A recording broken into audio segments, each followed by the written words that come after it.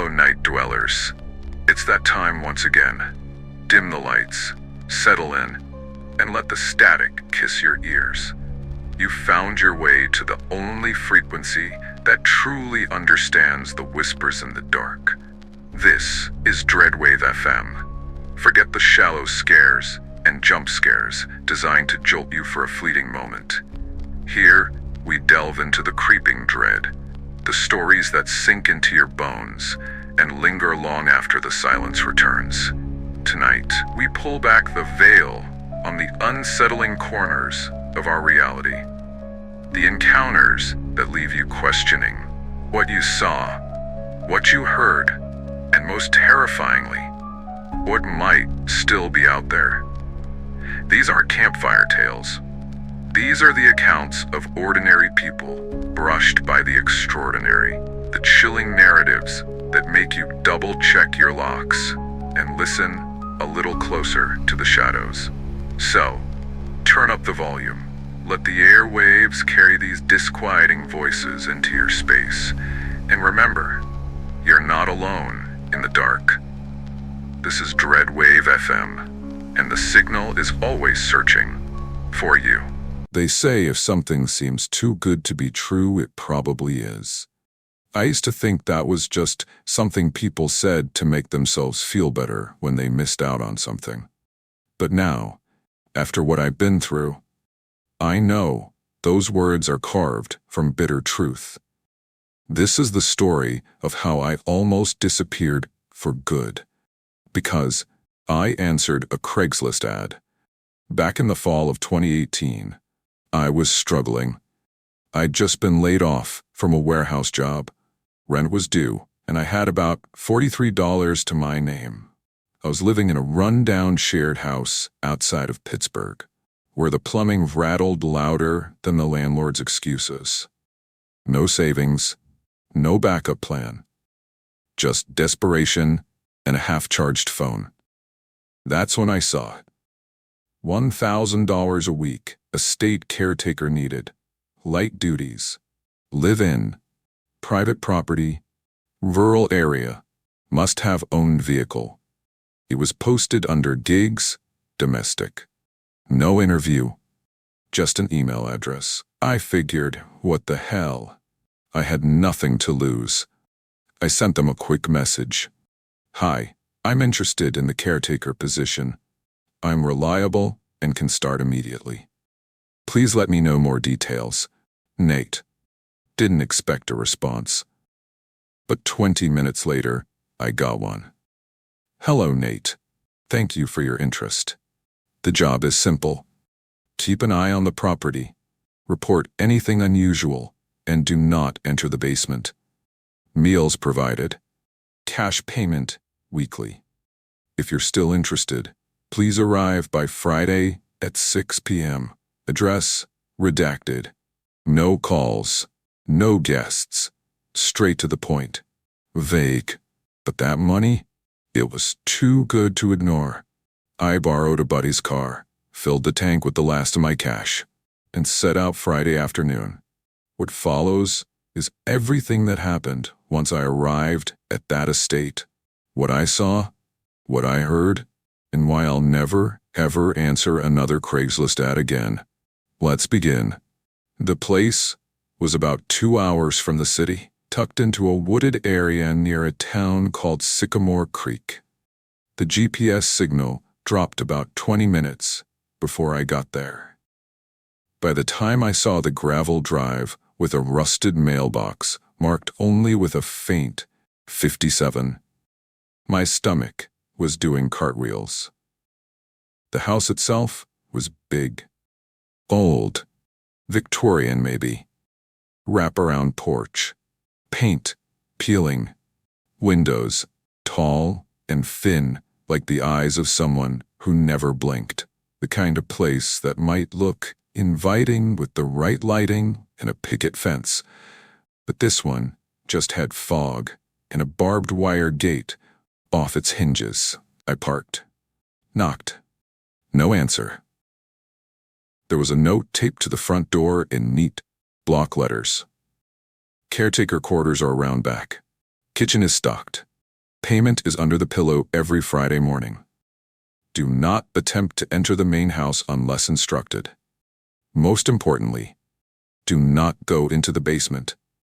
That was it. No welcome, no sign of a homeowner, no explanation, just more instructions. Behind the house was a detached structure, like a garage that had been converted into a studio apartment. It wasn't much, but it was clean. Bed, kitchenette, small bathroom. And sure enough, under the pillow was an envelope with $1,000 in crisp bills. I told myself this was a weird gig, sure, but maybe I just lucked out. Rich people are eccentric, right? I should have trusted my gut. The first few days were quiet, almost boring. There was no Wi-Fi and barely a signal. I spent most of my time reading, walking the property, and checking the doors and windows on the main house, like I was told. The porch creaked a lot, but no one ever showed up. Except for the sounds. Every night, starting around 1:13 a.m., I checked. I'd hear movement in the main house. At first, it was faint, just footsteps upstairs, or the creak of the stairs. Then it got louder. Pacing, dragging, scraping. I tried to rationalize it. Maybe there were raccoons in the walls, or maybe the house was just settling.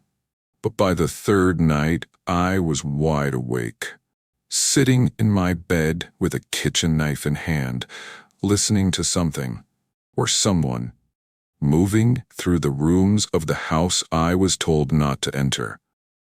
That morning, I left another note on the front porch. Heard footsteps inside last night. Are you or someone else staying here? No reply. But on Friday morning, the second envelope was under the pillow. Another $1,000 in cash. The money kept me there until Wednesday. Wednesday, I heard a voice. Not loud, not screaming, just talking, muttering. I'd taken to doing hourly perimeter checks just to keep myself busy. Around 11:45 p.m., I passed by the back porch of the main house and heard a man's voice through the cracked kitchen window. He was repeating the same phrase over and over. She said, "Don't go down there." She said, "Don't go down there." She said, "Don't." Then, silence. I backed away slowly, heart hammering in my chest. I didn't sleep that night. I sat in the studio, door locked, knife on my lap. Thursday morning, I finally made a decision. I'd take the next payment and leave. I didn't care how much money they were offering. Something was wrong. But by Thursday evening, curiosity got the better of me. I went to the main house. The front door was unlocked. Of course it was. I stepped inside and was immediately hit with a wall of musty, stale air. The furniture was covered in sheets. Dust clung to everything. The wallpaper was yellowed and peeling. The floorboards warped. But there were signs someone had been inside recently. A chair at the kitchen table was pulled out. A half-eaten apple sat in a ceramic bowl. The fridge hummed softly. And then I saw the door, the basement door. It was at the end of the hallway, just beyond the pantry. Heavy, wooden, locked with a metal slide latch and 3 padlocks. I didn't open it, but I stood there for a long time, staring at it, trying to make sense of the faint, rhythmic thumping sound coming from the other side. That night, I packed my bag, wrote a note saying I was quitting. But Friday morning, the envelope was still there, and this time, there were 2. The second envelope was thicker. I counted. $2,000. Crisp hundreds, clean, like they came straight from the bank. Though I doubted Any bank was involved. There was also a note inside. For the first time, just 5 words, written in that same precise, blocky handwriting. "You've done well. Stay longer." I stared at those words for a long time. It didn't feel like a compliment. More like a command. You should have left right then. Thrown the cash in the back seat and never looked back. But instead, I sat on the edge of the bed, staring out at the woods behind the estate, trying to reason through it. Was this hush money? A reward for following the rules? Or was it bait? I told myself I'd leave the next morning, but I didn't. That night, around 1 a.m., I was jolted awake. Not by footsteps this time, by music. It was faint, but unmistakable, coming from the main house. A warped, scratchy tune like it was playing off a record that hadn't been cleaned in decades. Something classical. Waltz-like. Off-tempo. I stepped outside into the cold, my breath misting in the air. The house windows were dark, but the sound was coming from inside, clear as day. I didn't go to the door. Instead, I stood there in the gravel, barefoot, listening as the music rose, then stopped, mid-note, abrupt, like someone had yanked the needle off the record. A beat of silence followed. Then I heard a voice call my name. Nate. Just once. Calm. Measured. Like a parent calling the child inside for dinner. It came from behind the house. I ran back inside the caretaker's quarters and didn't sleep. By Saturday morning, I had tunnel vision. Pack. Drive. Go. I shoved my clothes into a backpack and made for the door. When I opened it, a manila envelope fell at my feet. It wasn't under the pillow this time. It wasn't money. Inside was a photograph. Old, faded, black and white. A young man, maybe early 20s, stood in front of the house, leaning against the porch railing. He wore a caretaker's uniform. Same style quarters behind him. Same rusted mailbox marked 57. On the back, written in pencil, Robert Lane, 1987. Last seen October 19th. My heart dropped. The next page was a printed flyer. A missing persons report. Same guy. Same name. A handwritten note on top in those same blocky letters. Stay out of the basement. I didn't stay. I left the envelope on the table and got into the car. Threw it into reverse. My hands were shaking so badly I nearly backed into a tree. I didn't relax until I hit the freeway. Until I had phone signal again. My inbox had 5 new messages. All from the same address. The same one I replied to about the gig. Each subject line was a variation of the same thing. We noticed you left. The job isn't finished. Come back. You're not listening. One more night. I blocked the sender. Changed my number 2 days later. But the messages kept coming. Different addresses. Different subject lines. Once, the letter showed up at my new place. No return address. Just another photograph. This one of me, asleep in the caretaker bed.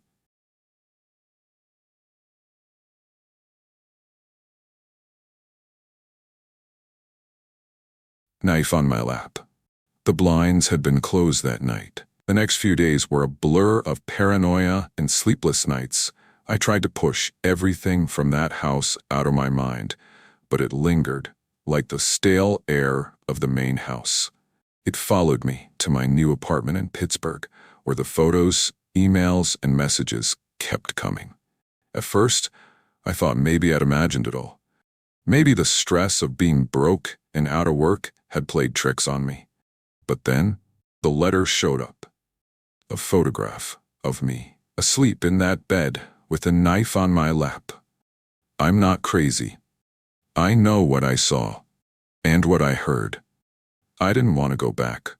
but every time I closed my eyes, I could still hear that faint waltz echoing from the house. That voice, Nate, cut through my sleep like a knife. I couldn't escape it. I tried to report it to the police. After all, a missing persons flyer had come with the photos. Robert Lane, the name on the back of the picture I found at the house. I told him everything. The strange behavior of the owner, the messages, the warning about the basement, and the haunting noises from the house. The officer took my statement and nodded. But I could tell he didn't believe me. Not really. To him, he's just a weird Craigslist gig gone wrong. But I knew something was off. Something was far darker than just a simple job. I couldn't stop thinking about the basement. Something about it gnawed at me. That heavy wooden door, the locks, the rhythmic thumping I heard from the other side. Why were they so adamant about me staying away from it? Why was I warned in such an unnerving way? And why was Robert Lane's name on that flyer, last seen in 1987? I couldn't let it go. The next time I drove back to Sycamore Creek, I didn't take the usual route. I parked a mile away from the estate and walked through the woods, avoiding the main driveway.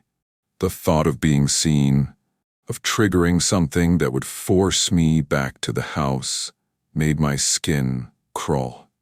I kept the knife with me again. This time, it wasn't just for protection. It felt like I was walking towards something inevitable. The estate loomed in front of me as I approached the back. The caretaker quarters were still there, still untouched, but the main house seemed darker now. Its windows, once empty, felt like eyes staring down at me, watching. I couldn't resist. I had to go back inside. The front door was unlocked. Again. I stepped in, and the stale, musty air hit me like a slap to the face. The house seemed even more decayed now, more abandoned. The sheets over the furniture were torn and yellowed. The floorboards creaked louder than before, and I swear I heard something moving upstairs. But I didn't go up.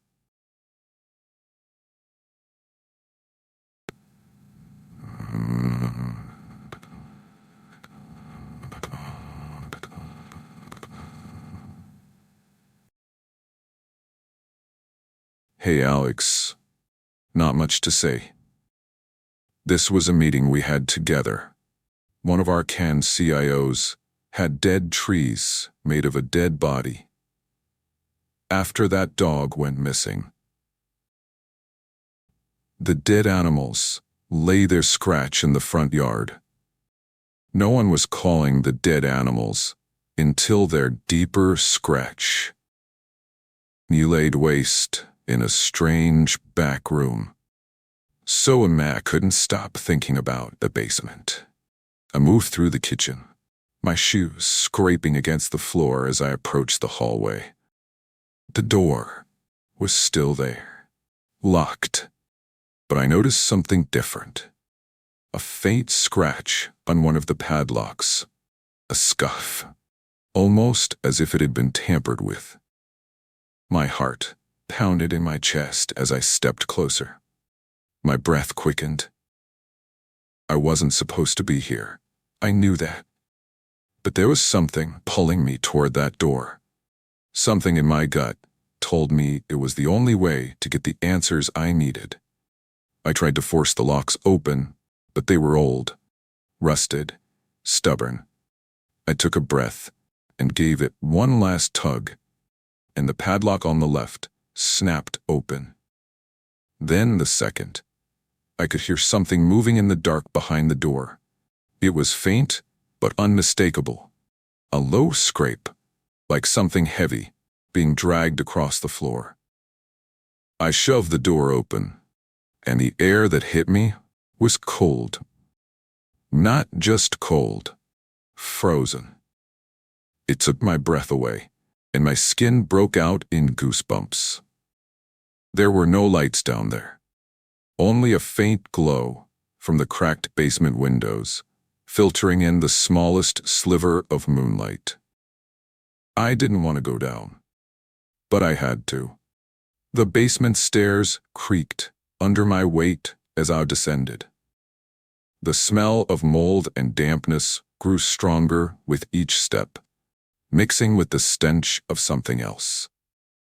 Something foul. When I reached the bottom, I nearly threw up. The basement was huge, stretching farther than I expected. But that wasn't what made me freeze. It was the bodies. Not corpses per se, no. But the remains. Pieces, bits of people, scattered across the floor like some kind of twisted puzzle. Shredded clothing, bloodstains, nothing organized, just chaos. It looked like the aftermath of something horrible, something real. I saw a shoe, a ripped jacket, a patch of human skin stuck to a wall. And then the floor beneath me groaned. I turned, and that's when I saw it. A figure. A man. He was tall, thin, his face obscured by a hood. But what struck me most was the mask he wore. Not a normal mask, but a porcelain face. White, cracked, and chipped, with an unsettling smile painted across its surface. It was the kind of mask you'd see in old horror films. Grinning, terrifying. He didn't speak at first. Then he did. "You shouldn't have come back, Nate." The voice was raspy, thin, like a whisper through a broken vent. It made my spine stiffen. I took a step back, then another. I just needed to know. I stammered. What happened to Robert Lane? What is this place?" The figure tilted his head, his mask creaking as he did. He stepped forward, slowly, deliberately, his feet making no sound on the concrete floor. "You'll know soon enough," he said, his voice now steady, chilling. "But first, you'll help us finish what Robert started." I couldn't move.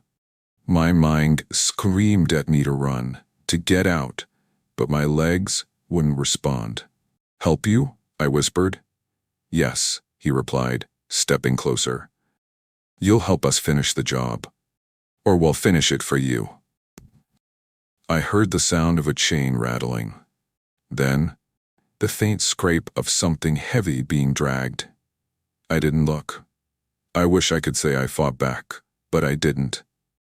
The fear, the sheer terror, held me in place like a vice. Then, before I knew it, something sharp pierced my side, and the world went black. When I woke up, I wasn't in the basement anymore. I was back in the caretaker quarters.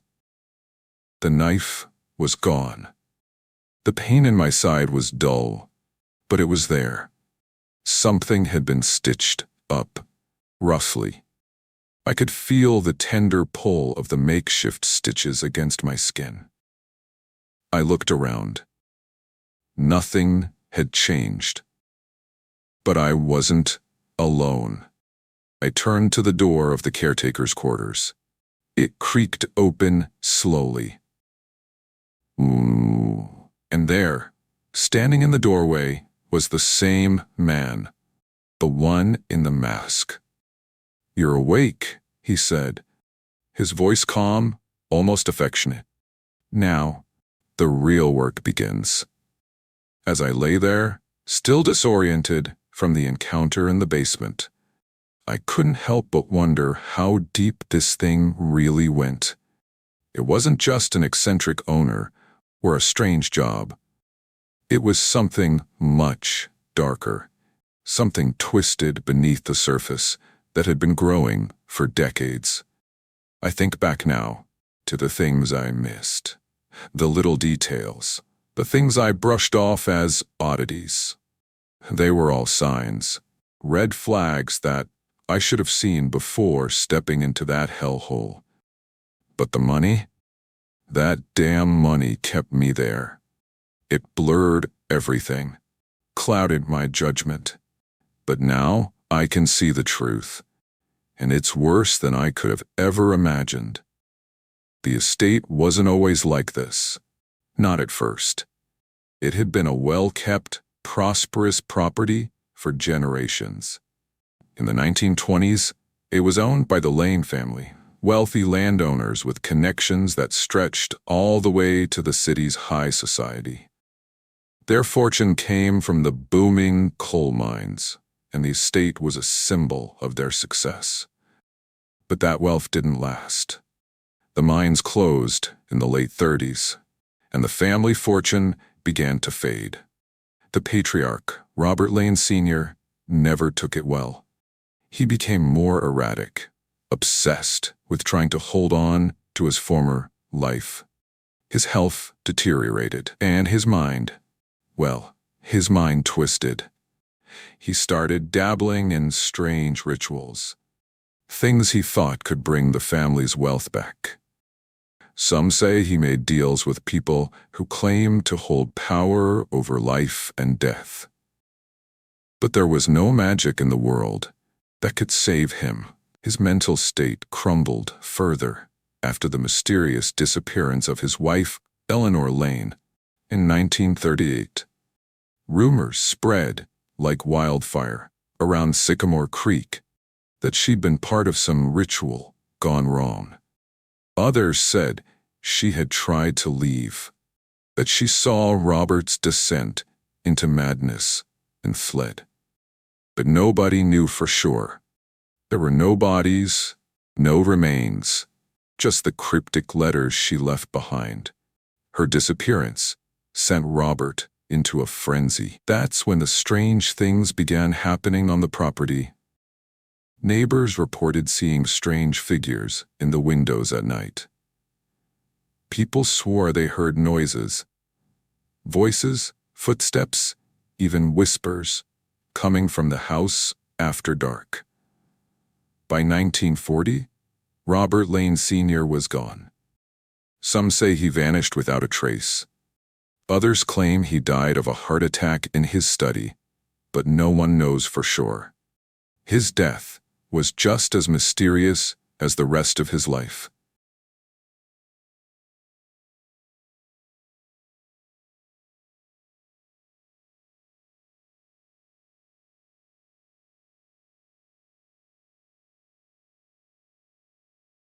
But the story didn't end there.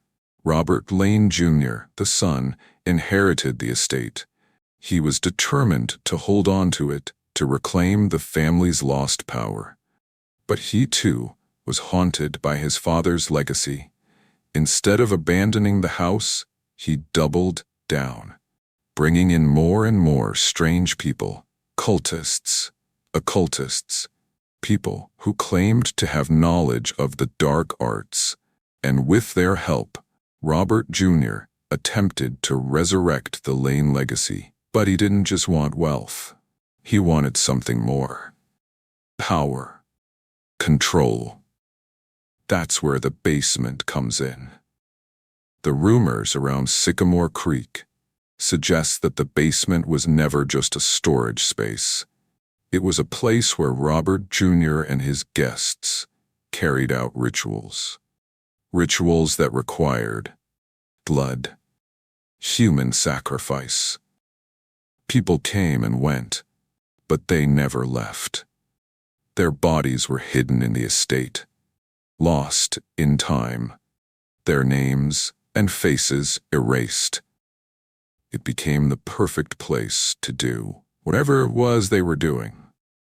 By the 1950s, Robert Jr. was dead. No one knew exactly how or why, but people said he had been caught in one of his own rituals. Some said the spirits in the house had turned on him, punishing him for his greed. But the estate remained silent, waiting. After that, the house was abandoned for a long time, until the early 1970s, when a man named Thomas Cole bought it under mysterious circumstances. He wasn't interested in the history or the wealth of the property. He was only interested in one thing: finishing what Robert Lane had started. Thomas was a recluse, but he was also something much worse: a collector. He collected people. He brought in people who had nowhere else to go: vagrants, runaways, or those desperate for work, promising them jobs. They all ended up as caretakers, looking after the property, following strange instructions. And always, without fail, they disappeared. Each one was brought in by a Craigslist ad, or a newspaper posting, or a whispered promise. They were given a place to stay, meals, and a little bit of money. But the jobs never lasted. Over the years, Thomas grew bolder. He kept the caretakers in the dark about what truly went on in the basement. They were given orders to keep an eye on the estate, but they were never allowed to investigate, never allowed to ask questions. Just like me, they were curious at first, until they, too, found themselves trapped. Thomas knew how to get what he wanted. He knew how to use fear. He wasn't afraid to kill. He wasn't afraid of anything. And now, I was caught in his web. But Thomas was gone too, by the time I arrived. I don't know how. I don't know why. What I do know is that someone, something, was still carrying out his work.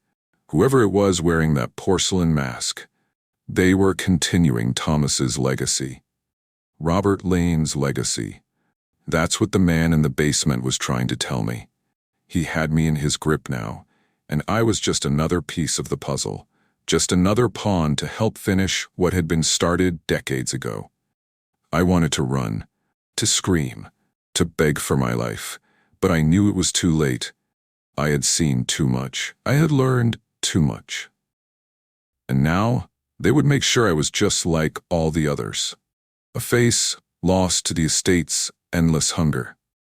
Now that I had this knowledge, I could understand why they'd chosen me. Why I had been brought into this hell. Because they didn't just want caretakers. They wanted accomplices. They needed people who would help them cover up their crimes. And what better way to do that than to make it seem like I had always been one of them? The basement wasn't just a prison. It was a testing ground. They used it to break people, to make them comply. They didn't care who you were, what you'd done. They only cared that you helped them finish what had been started long before your arrival. And as for me, I had become a part of it now, a piece of their twisted legacy. It was clear now. I wasn't meant to survive this. No matter how I tried to rationalize it, no matter how much I convinced myself that there was still a chance to walk away, the truth was undeniable. This place was built to swallow people whole, and I had become another cog in its insidious machine. But something inside me snapped that night. Something primal, something that told me I wasn't going to die quietly, not without a fight. I couldn't stay in that hellhole, not anymore. The basement, with its whispering shadows and the silence that gnawed at the edges of my sanity, was no longer a place of intrigue. It was a tomb. That's when I decided I would leave. I would leave before they could finish whatever it was they had planned for me. But I knew it wouldn't be easy. I had to get out. But they were watching. They always were. The next night, I waited until the house fell silent. The footsteps, the whispers, they stopped. At least for a while. The clock ticked past midnight, and I grabbed the small duffel bag I'd packed with a few essentials. My phone, still no signal, was in my pocket, but I didn't care. I crept toward the back door, the one leading into the yard. It was my best shot, If I could make it to the car, I might have a chance. I didn't know how far I could drive before the gas ran out, but I was willing to take that risk. Just as I stepped outside, something caught my eye. The porcelain mask. I froze. It was there, on the porch, staring at me from the darkened corner. Whoever had left it there was close, watching, waiting for me to make a mistake. I didn't give it a second glance. I darted toward the car, my heart pounding in my ears. But when I reached the driveway, the headlights flickered on. A shadow moved in the distance, cutting through the trees. I froze again. Then I heard it, the unmistakable sound of footsteps, slow and deliberate, crunching the gravel as they came closer. I turned and ran. I didn't look back, but I could feel them behind me. The air was thick with the scent of decay, of death. I pushed through the trees, branches tearing at my skin, the ground uneven beneath my feet. My breath came in ragged gasps. I could hear them getting closer, hear the sound of boots on earth, on wood, on stone. I didn't know where I was going. I just ran. Then I saw it. The fence. A high, rusted, barbed wire fence that separated the estate from the forest beyond. I had to climb it. I had to. I leaped, grabbing onto the metal, scraping my palms raw as I hauled myself over, the wire cutting into my arms and legs. Just as I hit the ground on the other side, I heard a voice. "Don't go down there." It was the same voice I'd heard in the basement, the one that had whispered the warning. But this time, it wasn't just a warning. It was a command. I didn't stop. I kept running. I thought I was free. For a while, I actually believed I had escaped, but something wasn't right. The world felt too still, too quiet. Then in the distance, I saw headlights, a car coming down the narrow road. I tried to hide, ducking behind a thick tree, praying they wouldn't see me. But the car slowed down as it passed. Then it stopped. A door creaked open, and I heard a familiar voice. "You're not going anywhere." It was Thomas, the man who had orchestrated all of this, the man who had set the stage for my downfall. I didn't have time to think. I bolted. But they were already too close. I heard a shout behind me, a door slamming open, the sound of boots on the ground, the screech of tires, the hum of an engine starting. I was cornered. The final moments were a blur. I remember the man in the mask grabbing me from behind. His grip was cold, unnatural, his fingers like ice as they locked around my neck. I struggled, gasping for air, but he was too strong. But then, something changed. I heard the sound of voices, more voices, echoing through the trees. It was a cacophony of whispers, of laughter. A group of figures emerged from the shadows, wearing the same porcelain masks, their faces all identical, their eyes gleaming with the same hunger. It was too much. I felt my mind slipping, my body going numb as they surrounded me. I was just another victim, another piece of their twisted collection. They were not just caretakers, not just killers. They were the keepers of a legacy, an endless cycle of fear, and there was no escaping it. I wish I could say I fought harder, that I broke free and made it out. But I didn't. They caught me, just like they caught all the others before me. I don't know how much time has passed since that night. Days, weeks, months. All I know is that I am still here. Somewhere in the estate, somewhere below it, where the light never reaches. And every day, I hear the whispers. They're not just in my head. They're in the walls, in the floorboards, in the very foundation of this place. The porcelain masks are everywhere, in every room, every shadow. A reminder of who controls this place, who controls me. I've stopped trying to escape. I stopped hoping for someone to come and rescue me. There is no escape from this house.